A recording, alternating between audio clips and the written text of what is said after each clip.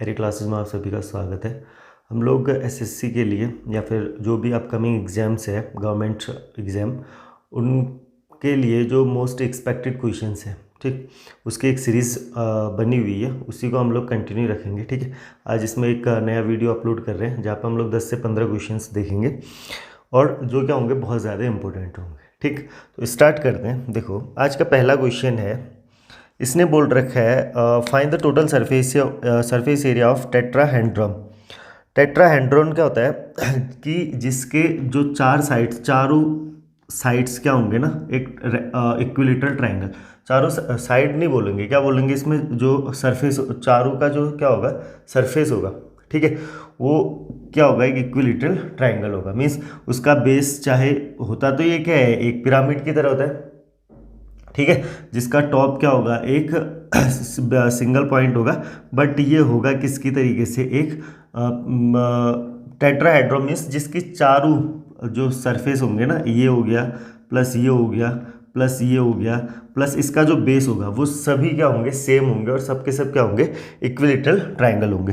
तो इसने बोल रखा है इसका जो हाइट है ना, हाइट वो दे रखी है 5√6। तो हमें पता है इसकी जो हाइट होती है ना टेट्राहेड्रॉन की, वो होती है रूट अंडर रूट के अंदर 2/3 इंटू ए क्या होगा, इसका साइड हो जाएगी। इक्विलेटरल ट्रायंगल जो बनेगा ना सभी जगह, उसकी क्या हो जाएगी, साइड हो जाएगी। तो देखेंगे हम लोग यहाँ पे ये फॉर्मूले ही है इसमें, ठीक है, जब हम समझाएंगे तो ये तो मेंसुरेशन में समझाया जाता है।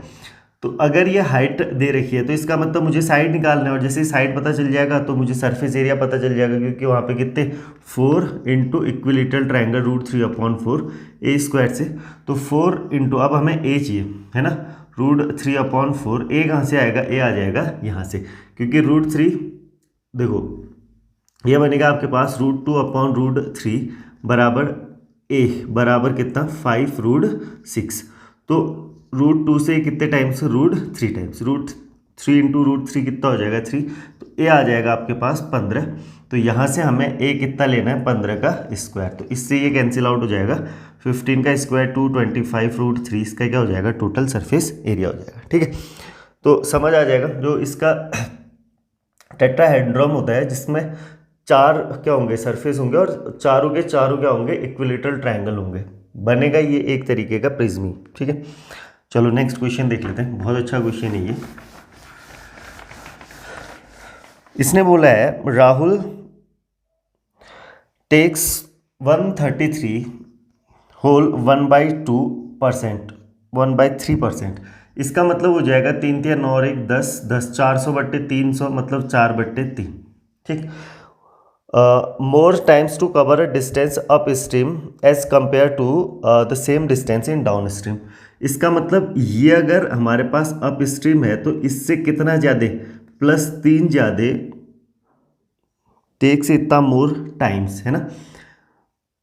अगर ये टाइम जो है ना डाउन स्ट्रीम के कंपेयर में लिखा है, ये डाउन होगा तो इसके अप में कितना, इससे 3 ज़्यादा, मीन्स टाइम का जो रेशियो होगा वो अप टू डाउन, देखो कितना हो जाएगा, अप में कितना आ जाएगा 4, क्योंकि अप स्ट्रीम मीन्स उल्टा, हर हमेशा टाइम ज़्यादा लगेगा, डाउन स्ट्रीम कम लगेगा। ठीक, तो इसने बोल रखा है डाउन स्ट्रीम अगर 3 लगता है तो अप स्ट्रीम में उससे कितना ज़्यादा, +4, तो इसका मतलब कितना हो जाएगा, 4 और 3 7 अप स्ट्रीम में आ जाएगा। बात आ जाएगी समझ, 4 ज़्यादा लगेगा तो डाउन स्ट्रीम में 3, तो अप स्ट्रीम में कितना ज़्यादा लग रहा है, उससे 4। तो ये अगर टाइम का हो गया तो बताओ स्पीड का जो रेशियो होगा, स्पीड का ठीक उल्टा होगा टाइम, क्योंकि स्पीड इक्वल्स टू क्या होता है, डिस्टेंस अपॉन टाइम। तो अब आपको देखोगे इसका तो क्या हो जाएगा, इन्वर्सली प्रोपोर्शनल। तो स्पीड क्या, इन्वर्सली मीन्स ठीक क्या हो जाएगा, रिवर्स उल्टा हो जाएगा, मीन्स अप स्ट्रीम और डाउन स्ट्रीम के लिए जो स्पीड होगी ना वो होगी 3 और 7। ठीक, अगर इसने आगे बोल रखा है यदि उसके मित्र की गति और उसकी गति, ठीक, अब देखो ये स्पीड डाउन स्ट्रीम में ये, ठीक है, डाउन स्ट्रीम में ये है, जब वो डाउन स्ट्रीम में चलते हैं ना तो उसने बोल रखा है फ्रेंड और राहुल की जो स्पीड है वो कितनी है, 6 और 7। फ्रेंड और उसके राहुल की जो स्पीड है वो कितनी है 6 और 7। इसका मतलब डाउन स्ट्रीम में इस 7 का मतलब 7 आ गया, तो इस 6 का मतलब क्या हो जाएगा 6।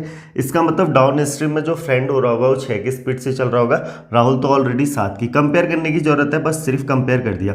अब मुझे यहाँ पे सिर्फ किसकी स्पीड चाहिए, फिर यहाँ पे मुझे करंट की स्पीड चाहिए। करंट की स्पीड कैसे निकल जाएगी, इन दोनों का सम, करंट की स्पीड निकालेंगे ना अगर धारा की, तो इन दोनों का डिफरेंस निकालेंगे। 7 में से 4 3 गया 4, 4/2, तो कितना आ जाएगा ये 2 किलोमीटर पर आवर या 2 यूनिट। तो अब इसने बोल रखा है स्टिल वाटर में ना, स्टिल वाटर में, तो इसमें से भी 2 घटा देंगे -2, क्योंकि हमें राहुल की स्पीड चाहिए, तो ये 5 हो जाएगी। इसमें से 2 घटाओगे तो कितना हो जाएगा 4। तो आंसर आ जाएगा इसका 4:5। किसके लिए, फ्रेंड और राहुल के लिए। मेरे ख्याल से क्वेश्चन में पूछा है राहुल और उसके फ्रेंड का, तो राहुल और उसके फ्रेंड का ठीक रिवर्स हो जाएगा 5:4। तो आंसर हो जाएगा 5:4। ये वाली बात समझ आ जाएगी। देखो भाई, उसने बोल रखा है कि जो राहुल की स्पीड है डाउन, जो अप स्ट्रीम में जब वो चलता है ना, डाउन स्ट्रीम के कंपेयर में कितना ज़्यादा चलता है, 133 होल 1/3%, मतलब इतना ज़्यादा टाइम वो लेता है। तो इसका मतलब अगर डाउन स्ट्रीम 3 लेता है, तो अप स्ट्रीम के लिए कितना, उसमें 4 ज़्यादा ले रहा है, तो इसका मतलब अप स्ट्रीम कितना हो जाएगा 7। स्पीड का रेशियो कैसे आएगा राहुल का, ठीक इस टाइम का ठीक उल्टा क्या होता है स्पीड। तो स्पीड कितना हो जाएगा, अगर टाइम 7 और 3 था अप और डाउन के लिए, तो स्पीड क्या हो जाएगा 3 और 7। अगर हम, अब देखो, अगर मुझे सिर्फ राहुल की स्पीड यहाँ से निकालनी होती, तो स्पीड देखो डाउन के लिए क्या हो जाता है ना, सम, सॉरी, अगर राहुल की स्पीड निकालनी होती है ना, तो हम लोग क्या कर देते, दोनों स्पीड का सम अपॉन 2, दोनों का सम अपॉन 2, क्योंकि यही होता है भाई, x + y ये डाउन के लिए लिखा जाता है स्पीड, और x - y ये अप के लिए लिखा जाता है स्पीड। ठीक, तो जब हम x किसकी होती है, x हम लोग बोल सकते हैं कि जैसे राहुल की स्पीड है, ये करंट की स्पीड है, तो राहुल की स्पीड निकालने के लिए मुझे क्या करना पड़ेगा, इन दोनों को सम करना पड़ेगा। तो यहाँ से 2x = कितना हो जाएगा, इन दोनों का सम, डाउन प्लस अप, और x/2, तो इसका मतलब निकल गया राहुल की स्पीड। और अगर मुझे करंट का निकालना होगा तो मैं क्या कर दूंगा, माइनस कर दूंगा। बस यही चीज़ हमने यहाँ पे कर रखी है। तो क्योंकि राहुल की स्पीड यहाँ पे 7 निकल रही थी डाउन स्ट्रीम, और क्वेश्चन के अकॉर्डिंग भी कितनी थी 7 थी, तो इसका मतलब यहाँ पे यूनिट सेम हो गई। तो उसी रेशियो में अब यही रेशियो क्या हो जाएगा हमारे लिए फाइनल हो जाएगा, उसके फ्रेंड की स्पीड और राहुल की स्पीड। क्योंकि उसने बोल रखा है स्टिल वाटर में, तो हम करंट को क्या कर देंगे, माइनस कर देंगे। करंट को माइनस करा तो -2 दोनों तरीके से कर दिया। तो आ जाएगी बात समझ। चलो अब अगला क्वेश्चन देख लेते हैं। ये भी अच्छा क्वेश्चन है।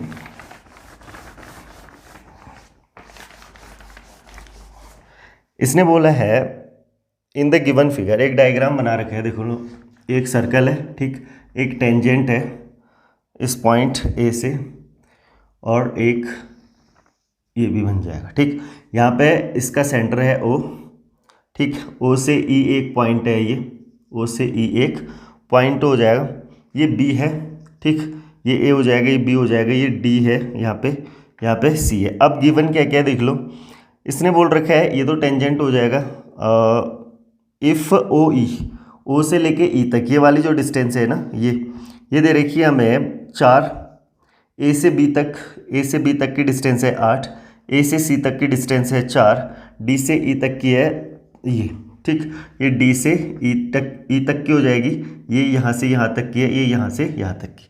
तो इसने पूछ रहा है हमें से रेडियस, इसका क्या पूछा है, रेडियस। अब आप देखो, थोड़ा सा ध्यान लगाना है यहाँ पे।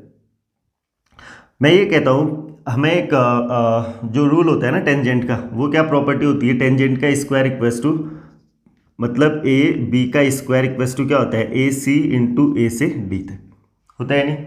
अच्छा, यहाँ से क्या हो जाएगा, ए बी का स्क्वायर 64 इक्वल्स टू ए सी क्या हो जाता है, मान ले ए सी हो जाएगा ये पूरी डिस्टेंस, इंटू ए डी क्या हो जाएगा, ए डी पूरी डिस्टेंस है ना, ए डी पूरी डिस्टेंस है, ए सी कितना है 4, 4 इंटू ए डी, तो 4 से कितनी बार कट जाएगा ये 16 बार। तो ए डी आपके लिए कितना आ जाएगा 16। जैसे ही ए डी आपके लिए 16 आ जाएगा, तो बताओ ए सी 4 है, डी से ई कितना है 7, 7 और 4 11, तो ये वाली डिस्टेंस कितनी बच जाएगी फिर 5, क्योंकि पूरी की पूरी कितनी है 16 है, तो ये 4 ये 7, तो ये कितनी बच जाएगी 5। अब देखो मैं क्या करता हूँ, इस पॉइंट से ये सेंटर है ना, यहाँ से लेके यहाँ तक, और इसको आगे बढ़ा देता हूँ कहीं यहाँ तक, ठीक है, कहीं भी जा सकता है, जरूरी नहीं है वो बी पाए, बस कहीं कोई पॉइंट यहाँ पे है, सपोज इसको मैं बोल देता हूँ ई, ठीक है, तो आपको सेकंड प्रॉपर्टी इसकी पता होनी चाहिए, कौन सी, डी ई इंटू ई सी बराबर क्या हो जाएगा, अगर मैं इसको एफ बोलता हूँ ना, एफ ई इंटू, इसको जी कर लेते हैं, ठीक, ई तो है वहाँ पे, एफ ई इंटू ई जी, बात आ जाएगी समझ। तो इसमें कुछ भी नहीं है, तो डी से E, D E into E C equals to क्या हो जाएगा यहाँ से, एफ ई इंटू ई जी। तो डी ई कितना है 7, ई सी कितना है 5, बराबर एफ ई, एफ से लेके ई तक, अगर ये रेडियस आर है तो आर प्लस, ये तो 4 होगा, तो ये बन जाएगा आर प्लस 4, और ये बन जाएगा, ये पूरा अगर आर है तो इसमें से कितना माइनस करो 4, तो आर माइनस 4 आ जाएगी बात समझ। क्योंकि अगर ये रेडियस है ना यहाँ से यहाँ तक, तो ये 4 हुआ, तो आर प्लस 4 यहाँ तक और आर माइनस 4, क्योंकि ये पूरा आर है, ये माइनस करेंगे तो ये निकल जाएगा, बात आ जाएगी समझ। तो अब सॉल्व कर लो, 7 पंचे 35 बराबर A square minus B square, R का स्क्वायर माइनस 4 चौके 16, तो यहाँ से आर स्क्वायर इन दोनों का सम करेंगे तो कितना आ जाएगा 51, तो आर की वैल्यू आ जाएगी √51, ये इसका क्या हो जाएगा आंसर, ये इस क्वेश्चन का क्या हो जाएगा आंसर, आ जाएगी बात समझ। अच्छा क्वेश्चन था, बस थोड़ा सा ये प्रॉपर्टीज़ जो आपके पास है किसमें, अलजेब्रा में, वो आनी चाहिए थी, ठीक। आगे बढ़ जाएं फिर, देख लो अगला क्वेश्चन। गिवन देखो x का स्क्वायर प्लस 8y का square plus 12y minus 4xy plus 9 equals to 0 दी रखा है। तो हमसे पूछा है 7x प्लस 8y, ठीक। तो कभी भी इस तरीके के क्वेश्चन आते हैं तो यहाँ पर 100% a प्लस बी का या a माइनस बी का होल स्क्वायर बनने वाला है, ठीक है। तो वो कैसे पता करेंगे कि किसका स्क्वायर बनने वाला है, वो पता चलेगा यहाँ से, क्योंकि ये माइनस है तो इसका मतलब ये -2ab बनेगा, और ये अगर प्लस है तो +2ab बनेगा, बनेगा कि नहीं बनेगा। अब आप देखो, क्योंकि 2ab बनेगा तो इसका मतलब यहाँ से ab के लिए कितनी चीज़ें बची, फिर ab के लिए यहाँ पे सिर्फ 2x और y बचेगा, ठीक है। इसका मतलब मुझे x भी इसमें इंक्लूड करना है, मुझे y भी इसमें इंक्लूड करना है। तो x और y, x स्क्वायर तो खुद ही एक ही है, तो इसका मतलब x स्क्वायर तो यहाँ से बनेगा, और 2y से कितना बन जाएगा स्क्वायर 4। तो इसका मतलब इसको एक तो 4y स्क्वायर तोड़ना पड़ेगा, बचेगा कितना 4y का स्क्वायर। तो आप देखोगे x square plus y square x square plus y square minus 2xy, means अगर इसको ना 4y स्क्वायर को क्या कर सकते हैं हम लोग, 2y का होल स्क्वायर, तो ये a square plus b square minus 2ab, तो इसका मतलब हो जाएगा x माइनस 2y का whole square, means a minus b का होल स्क्वायर बनेगा कि नहीं बनेगा। प्लस अब जो बच गया देख लो, a square plus b square, क्योंकि यहाँ से तो यही आने वाला है ना कि 6y, तो 6y कैसे आएगा भाई, 6y आएगा। अब यहाँ से तो सिर्फ 2y का मतलब ये 2y का होल स्क्वायर होगा ना, तो यहाँ से तो 2y बचेगा, तो 3 कहाँ से आएगा यहाँ से, तो ये बन जाएगा आपके पास 2y प्लस 3 का होल स्क्वायर। 9 को क्या लिख लोगे आप, 9 को लिख लोगे 3 का स्क्वायर, तो ये बन जाएगा देखो a square plus b square plus 2ab equals to कितना आ जाएगा 0। दो नंबर्स अगर स्क्वायर में है तो ये इंडिविजुअली कितने होंगे, अगर इन दोनों का सम स्क्वायर में 0 है तो इंडिविजुअली भी क्या होंगे 0 के इक्वल। तो यहाँ से x की वैल्यू आ जाएगी 2y के बराबर, और यहाँ से 2y किसके बराबर -3 के। अगर 2y -3 के तो बोलो x किसके बराबर आ जाएगा, फिर यहाँ से 2y के बराबर था तो -3 के, और y किसके बराबर आ जाएगा -3/2 के।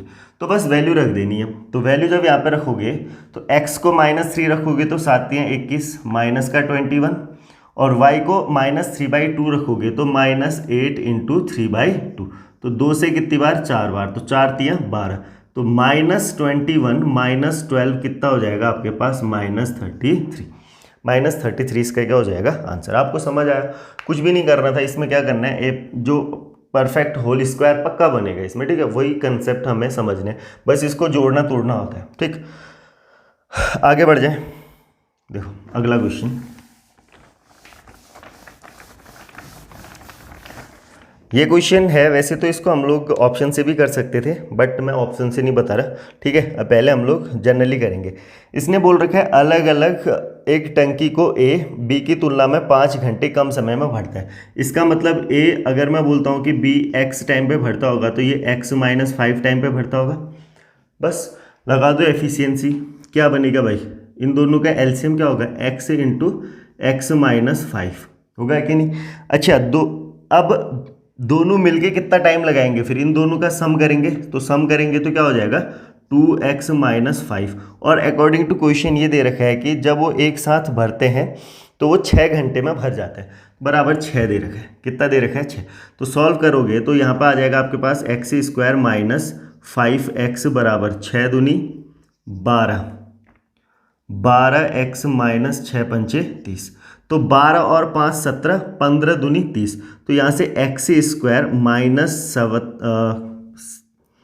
15x minus 2x minus plus 30 बराबर 0 होगा कि नहीं होगा। तो यहाँ से x बराबर कितना आ जाएगा, ये 15 और 2, तो 2 तो इसका आंसर हो नहीं सकता, x की वैल्यू 2 तो हो नहीं सकती, तो x कितना हो जाएगा फिर 15। तो अगर x 15 हो जाएगा तो b तो 15 में करेगा और a कितने में कर लेगा उसको, देखो अब ये सीधा सीधा सा हो गया, a 10 घंटे में और b कितने में 15, मतलब b कितना टाइम लेगा 15। तो पूछा मेरे ख्याल से किसके लिए था, ए के लिए, तो पाइप ए इसको कितने टाइम में 10 घंटे में सॉल्व मतलब भर लेगा, है ना, 10 घंटे में उसको क्या कर लेगा, भर लेगा। अदरवाइज आप इसको ऐसे भी कर सकते थे, डायरेक्ट ऑप्शन रखिए, अगर मैं ए को 10 मानता तो बी को उससे 5 ज़्यादा मानता, 10 और 15, तो बोलो एलसीएम कितना 60, भाई 10 और 60 भी क्यों बोलना, 30 ही बोल लो, ठीक है। तो 10 तियाँ 30, 15 दूनी 30, 3 2 बट्टे 5 करोगे तो 6, 5 6 के 30, इसका मतलब ये सेटिस्फाई कर रहे हैं, तो आंसर पहला ही हो जाएगा। तो इसमें बहुत ज़्यादा सोचना नहीं था। बट कभी कभी क्या होगा कि यार ऐसा ऑप्शन होंगे जहाँ पे आपको समझ ही नहीं आएगा, अगर फ्रैक्शन में वैल्यूज़ होंगी तो फिर आप उसमें बड़े कन्फ्यूज हो जाओगे। सपोज वो बोल देता है कि ए उसको ना कितने, अगर आंसर कुछ इस तरीके से आ रहा होगा 9 होल 1/3, तो अब इसमें 5 जोड़ोगे 3 जोड़ोगे फिर एलसीएम लाओगे, है ना, तो फिर वो गड़बड़ हो जाएगा। तो उस कंडीशन में आप इस तरीके से इनको क्या कर सकते हो, सॉल्व कर सकते हो। ठीक, आगे बढ़ जाए। एवरेज का क्वेश्चन है, बहुत अच्छा क्वेश्चन है। देखो उसने बोला है 24 का जो एवरेज है ना, 24 का वो कितना दे रखा है 56, 10 का एवरेज दे रखा 11 नहीं, 10 का एवरेज दे रखा है 71.7, आगे 11 का एवरेज दे रखा है 42। ठीक, तो उसने बोल रखा है 22, 23 एंड 24 नंबर, 22, 23, 24। तो पहले तो मैं ये निकाल लेता हूँ कि यार बचेगा सम कितना होगा, ठीक है, क्योंकि यहाँ से 10 और 11 तो ये तो 21 है, 3 बच गए, तो उसका सम तो निकाल लो पहले। तो सम निकालने का तरीका क्या होगा कि देखो मैंने ये मान लिया कि जो सभी का एवरेज है ना, जो सभी का एवरेज है, अभी उसको छोड़ देते हैं, इन तीनों का भी जो एवरेज था, जो ये 1 2 3 थे ना, 1 2 3 ये कोई नंबर्स हैं, suppose x plus y plus z कुछ भी आता है, अभी बाद में देखेंगे इसको। तो कितना सम आएगा एक्स्ट्रा वो हम लोग निकालते हैं, कितना सम क्या आएगा एक्स्ट्रा आएगा वो हम लोग निकाल लेते हैं यहाँ से। ठीक है, आगे इसने बोल रखा है इतना इतना, तो हमें क्या निकालना है 22वें और 24वें का एवरेज निकालना है। ठीक, 22वें और 24वें का। ठीक है, तो आप इसको ऐसे भी कर सकते हो डायरेक्ट। बताओ ये यहाँ से जो सभी का सम आएगा ना, जो सभी का सम आएगा वो मैं सॉल्व कर रहा हूँ। यहाँ से देखो ये कितना ज़्यादा आएगा, या ये वाली जो वैल्यू है ना ये कितना ज़्यादा है इससे, तो आप बोलोगे भाई 6 और 5 11, 15.7 होगा कि नहीं होगा, 15.7। अगर आप इसको 10, ये तो औसतन है ना, एक में 15.7 ज़्यादा हो रहा है, तो ओवरऑल कितना ज़्यादा हो रहा है फिर 10, भाई ये तो एवरेज है, अगर टोटल करोगे तो उसको मल्टीप्लाई करोगे किसके साथ, कुल नंबर्स के साथ, तो नंबर 10 थे, तो यहाँ पे प्लस आ रहा है 157 टोटल में। अच्छा यहाँ पे कितना आ जाएगा फिर, यहाँ पे जो सम आएगा वो देखो कितना कम आ रहा है, यहाँ से कम आ रहा है ये 14, कितना कम आ रहा है भाई 56 में से 14, ये माइनस का है, ये तो प्लस का था, यहाँ से ये कितना ज़्यादा था प्लस, लेकिन ये माइनस है, तो इसका मतलब ओवरऑल कितना कम हो रहा होगा फिर, 14 कम 14 154 हो रहा होगा कि नहीं हो रहा होगा, इक्वेस टू।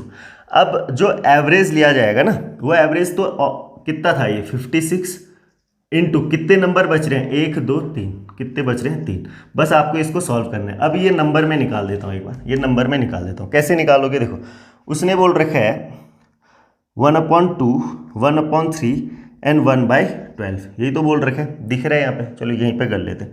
22, 23 एंड 24 के लिए 1/2, 1/3 एंड 1/12, तो एलसीएम कितना 12, 12 से गुणा करोगे तो 2 से कितनी बार 6 बार, 3 से 4 बार, एक बार, तो 6 4 10 और 1 11। इसका मतलब ये हो जाएगा 11, अगर मैं x लेता हूँ या कुछ भी लेता हूँ, 11 की वैल्यू किसके बराबर आ जाएगी, देखो कितना है यहाँ पे 157 माइनस 154, तो कितना हो जाएगा 3। भाई 3 प्लस का 3 उस साइड के जाएगा तो माइनस का 3, तो मैंने 3 को कॉमन ले लिया, 56 माइनस 1 कितना हो जाएगा 55। तो बता 11 कितने 5 जा, तो एक की वैल्यू किसके बराबर आ जाएगी, 3 पंचे 15 के, एक की वैल्यू किसके बराबर 15 के बराबर आ जाएगी। तो हमसे पूछा था 6 और 1 7, 7 पहले और तीसरे का ही था ना, एवरेज यहाँ पे ये 5/12, ठीक है, ये 5/12 है, तो यहाँ पे कितना हो जाएगा, फिर यहाँ पे हो जाएगा 5। तो अब 6 5 6 4 10 और 5 15, तो ये तो थोड़ा सा चेंज करना पड़ेगा, ठीक है, 6 4 10 और 5 कितना हो जाएगा 15, 15 की वैल्यू 3 × 55। तो अब इसको कैंसिल कर लो, फिर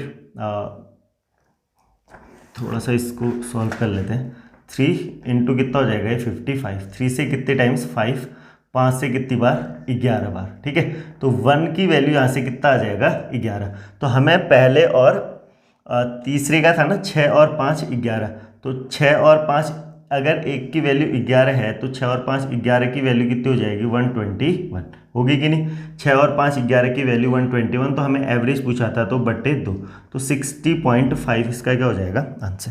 क्वेश्चन इजी था बट थोड़ा सा इसको लिखने में ये 5 था यहाँ पे, ठीक है, ये 5/12 था, समझ आ जाएगा ये। चलो आगे बढ़ जाते हैं, अगला क्वेश्चन डिफिकल्ट नहीं था थोड़ा सा, यहाँ पे कैलकुलेशन को इजी करने के लिए हमने इसको इस तरीके से सॉल्व किया है, ठीक है। आगे बढ़ जाते हैं। देखो उसने बोल रखा है सेक की पावर 6 थीटा। तो इन तरीके के क्वेश्चन, जो इस तरीके के क्वेश्चन है ना, वो डायरेक्ट किस वैल्यू बेस्ड पे होते हैं, ठीक। अपॉन में हमें क्या नहीं लेके आना होता है, जीरो नहीं लेके आना होता है। अपॉन में जीरो ना बने, आप बाकी वैल्यूज कुछ भी पुट कर सकते हो, ठीक। तो हम क्या करेंगे, यहाँ पे थीटा को आप जीरो रखो तो कहीं से भी इन्फिनेटिव नहीं आ रहा और अपॉन में भी जीरो नहीं, मतलब जीरो नहीं आ रहा है, तो आप जीरो रख लो। तो सेक जीरो कितना हो जाता है 1, सेक जीरो कितना हो जाता है 1, क्योंकि कॉस का ठीक उल्टा होता है तो 1। टेन जीरो हो जाएगा आपके पास जीरो, माइनस ये पूरा जीरो हो जाएगा प्लस 1 पूरे के अपॉन में, बोलो cos zero 1 minus sine zero 0 plus 0 plus 2, बस आंसर आ जाएगा 1 + 1 2, 2 + 1 3, तो 2/3 इसका क्या हो जाएगा आंसर, ठीक। चलो आगे वाला क्वेश्चन थोड़ा सा ठीक है, देख लेते हैं अगला क्वेश्चन।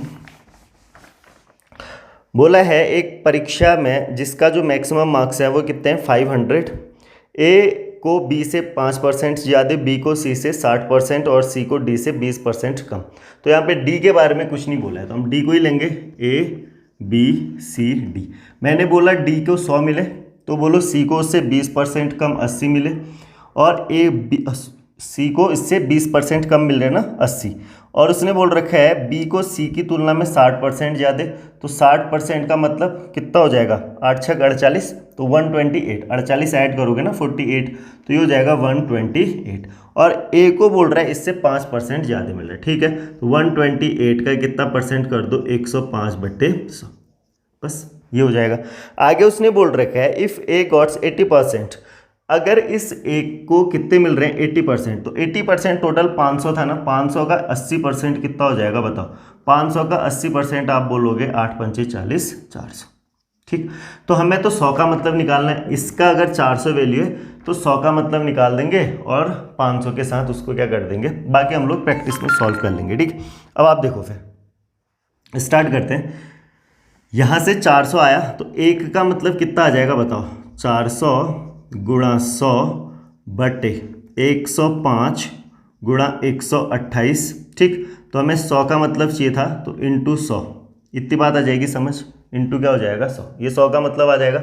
लेकिन मुझे तो क्या चाहिए, इसका परसेंटेज चाहिए ना, कितना परसेंट मिला होगा, तो परसेंट हम टोटल के साथ ही निकालते हैं। टोटल 500 का था, इंटू कितना करना पड़ेगा आपको 100, 500 इंटू कितना करना पड़ेगा 100। तो आप देखोगे ये बट्टे वाली चीज़ इसके साथ आ जाएगी, तो इस 100 से तो ये कट जाएगा, 5 से कट जाएगा कितनी बार 20 बार, 5 से कितनी बार कट जाएगा 20 बार। अब आप इसको सॉल्व कर लो, देखो 4 से काटोगे ये 100 हो जाएगा, 4 से 4 तियाँ 12, 4 दूनी 8। ठीक है, अब किससे कट रहा है ये? 4 से अगेन इसको काट लो, या फिर हाँ 5, जिससे भी करना है। 5 से 5 दूनी 10, 5 एकम 5, 5 से कितनी बार? 5 चौके 20, 4 से कितनी बार? 8 बार। तो ये 8 से ऊपर पूरा कट जाएगा, देखो 1000 है ना, तो 8 से 8, एक और इसका 0 इसको दे देते, तो 8 एकम 8, 8 दूनी 16, 8 पंचे 40। तो ये आपके पास आ रहा होगा 1250/21, 1250/21। जब इसको सॉल्व करोगे तो देखो ये लगभग कितने बार? 60 बार कट रहा होगा। अरे 5 की जगह अगर 1250 की जगह 1260 होता ना, तो 21 गुणा 6 से 1260 हो जाता। 21 6 कितना? 1260। तो 60% इसका क्या हो जाएगा? आंसर। 60% ही इसका क्या हो जाएगा? आंसर। आ जाएगी बात समझ? चलो अब आगे बढ़ते हैं। अगला ये बता रखे हैं मैंने, जिसके बारे में कोई इन्फॉर्मेशन नहीं होती है उसी को हम लोग क्या ले लेते हैं? एक्स ले लेते हैं। बाकी आप परसेंटेज उससे तो कर ही सकते हो, ठीक है, परसेंटेज निकाल के। द रेशियो ऑफ ए और बी की एज का रेशियो 8 साल पहले उसने बोल रखा है 2:3 था, 4 साल पहले वो हो जाता है 5:7। आज से कितने साल के बाद? 8 साल के बाद। देखो ये 8 ईयर्स एगो है, ये 4 ईयर्स एगो में ही चल रहा है। इसका मतलब यहाँ से यहाँ पहुँचने में कितने का गैप लगा? 4 का। यहाँ से प्रजेंट में पहुँचने का कितने का गैप लगेगा? 4 का। प्रजेंट से 8 साल में पहुँचने में कितने का गैप लगेगा? 8 का। मीन्स तो हमें इस वाले पॉइंट से 12 साल बाद का निकालना है, यही तो है इसका मतलब। भाई आज से, ये आज है ना, मैं ये मान लेता हूँ कि सपोज यहाँ प्रजेंट है, प्रजेंट से कितने साल पहले? 8 साल पहले, तो ये वाला रेशियो बन रहा था। प्रजेंट से 4 साल पहले, मीन्स ये वाला रेशियो बन रहा था। तो प्रजेंट में आने के लिए फिर 4 साल लगेंगे ना, क्योंकि ये 4 साल पहले है, तो आज आने के लिए तो 4 साल और लगेंगे, तो आज में पहुंचेंगे। फिर आज के बाद कितना? 8 साल के बाद, तो 8 साल और नीचे। पहले इसको सॉल्व कर लो भाई। इन दोनों का गैप है 1, तो इसको 1 से गुणा कर लो। इन दोनों का गैप है 2, तो इसको 2 से गुणा कर लो, ताकि अब डिफरेंस क्या आ जाए? बराबर, क्योंकि यहाँ पे डिफरेंस क्या है? 4 साल का। तो 2 से 4, 3 दूनी 6, तो 1 का मतलब हो जाएगा 4 साल। 1 का मतलब कितना हो जाएगा? 4 साल। तो 5 का मतलब ये 20 साल हो जाएगा, और 7 का मतलब 28 साल हो जाएगा। 7 चौके 28, अगर 1 की वैल्यू 4 है तो ये 20 और 28। अब आप बताओ यहाँ से कितने साल आगे जाना था? 12 साल। तो 12 साल यहाँ आगे चले जाओ, 12 साल, तो ये 32 साल हो जाएगा, और ये 40 साल। तो 8 चौके 32, 8 पंचे 40, 4:5 इसका क्या हो जाएगा? आंसर। ठीक है, 4:5 इसका क्या हो जाएगा? आंसर हो जाएगा। चलो एक लास्ट क्वेश्चन देख लेते हैं, इंपॉर्टेंट है। देखो उसने बोल रखा है 708x6y8z9, ये 99 से डिविजिबल है। तो आपसे पूछा है x + y + z बराबर क्वेश्चन मार्क। तो बहुत ईजी क्वेश्चन है, कैसे करोगे? देखो